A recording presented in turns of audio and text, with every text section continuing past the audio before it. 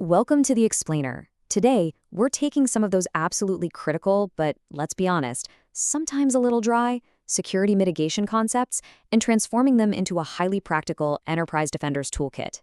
You know, the kind of stuff you'd see if you're studying for your CompTIA Security+ exam.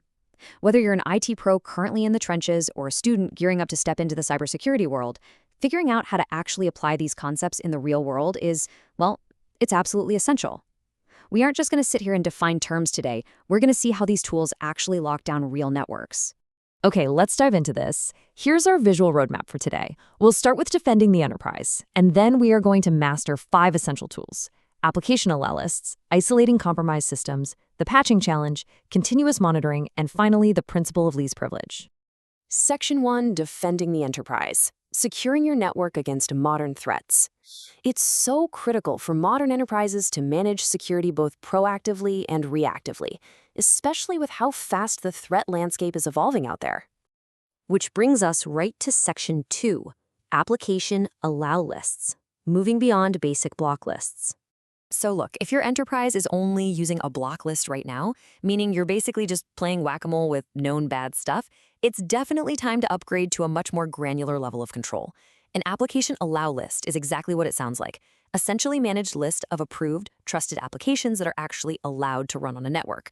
Think of it like a highly exclusive VIP list for your software. Instead of trying to track every single malicious program out in the wild, you just deny everything by default and only let in what you explicitly trust. Now, this proactive step literally stops users from installing unauthorized apps that could lead to huge breaches. Fair warning, though, it does require a significant amount of upfront effort to build, but man, the security payoff is massive.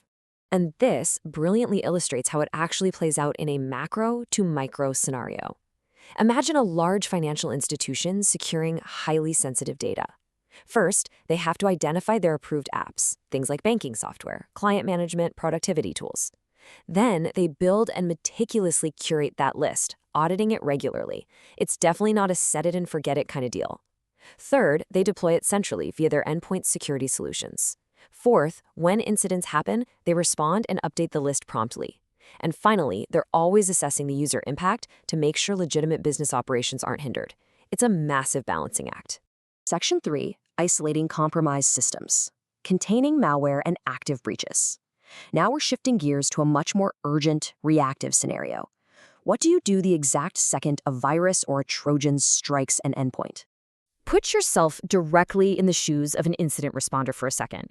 You're facing an active compromise. Alarms are going off. The natural instinct is to just yank the network cord or quarantine it immediately, right? But hold on. What crucial questions must you ask before quarantining an infected host? You've got to follow a decision matrix based on your corporate policy. First up, is there unique private data or critical evidence on this host? Because if you wipe it, that data might be gone forever. Second, if you do wipe it, can you safely re-image and actually trust the underlying BIOS, UEFI, or firmware? Advanced malware loves hiding deep in the hardware. And third, can you just wait until the investigation is fully completed before taking any action? Your answers here absolutely dictate your next move. Well, one of the best moves you can make is putting that isolated host in a sandbox. By keeping the system completely intact inside a sandbox, investigators can safely observe it. Analysts get to figure out exactly what the attackers did and how they pulled it off. This protects your network in the future because you're literally learning their playbook. Section 4, the patching challenge, updating systems without breaking them. Patching is that universal cybersecurity practice of updating software, operating systems, and drivers to close vulnerabilities. Think of it like a quick web server fix. Applying that patch essentially closes the door on attackers. Now, what's really interesting about this slide is how different sectors uniquely balance their critical security needs against some really complex operational demands. Just look at healthcare. They have to protect sensitive patient data, but updating legacy medical devices without breaking them is incredibly tough. So they test patches in isolated environments first. Or look at manufacturing. Downtime there disrupts huge production schedules, so they have to patch during non-peak hours with extremely robust testing. Every single industry, from finance to government, has the exact same goal, but getting there looks completely different based on their own unique, real-world realities. Section 5, Continuous monitoring, real-time detection and response. Because even with the best allow lists and perfect patching, you still need real-time insights into your system's health.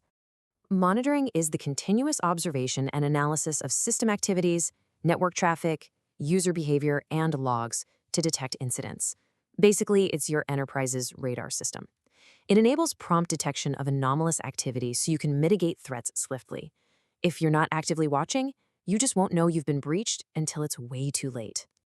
To make this super tangible, let's look at this specific example from the source material. Imagine a security information and event management system, a SIM, alerting administrators to numerous failed login attempts originating from a foreign IP address. Because of that continuous monitoring, the team can swoop in and block the IP in real time, right before the attacker actually manages to guess a password and break in. Let's move to and see how this builds into Section 6, Principle of Least Privilege, minimizing access to reduce risk. This is our final fundamental tool for today. The principle of least privilege states that individuals or systems should have only the minimal levels of access or permissions needed to accomplish their tasks. Basically, you're minimizing the blast radius. Whether it's an accidental mishap or an intentional malicious attack, strictly limiting access minimizes the overall impact if credentials ever do get compromised. So the crucial point is exactly how limiting access protects disparate types of sensitive data. Check out these hospital access rules. A nurse obviously needs access to patient medical records to do their job, but they have absolutely no business accessing the hospital's corporate financial information. On the flip side, an IT technician has rights to update system software, but they should be completely locked out of confidential HR records. It just makes sense, right? Everyone gets the exact keys they need and nothing more. So we've built out our toolkit today, but I want to leave you with this final provocative thought to really challenge your own environment. Knowing these 5 mitigation techniques, which part of your enterprise toolkit is currently the weakest, and what step will you take today to lock it down? Security isn't just theory, it's about what you actually do next. Take a hard look at your posture, find those gaps, and get to work. Thanks so much for joining me for this explainer, and keep learning.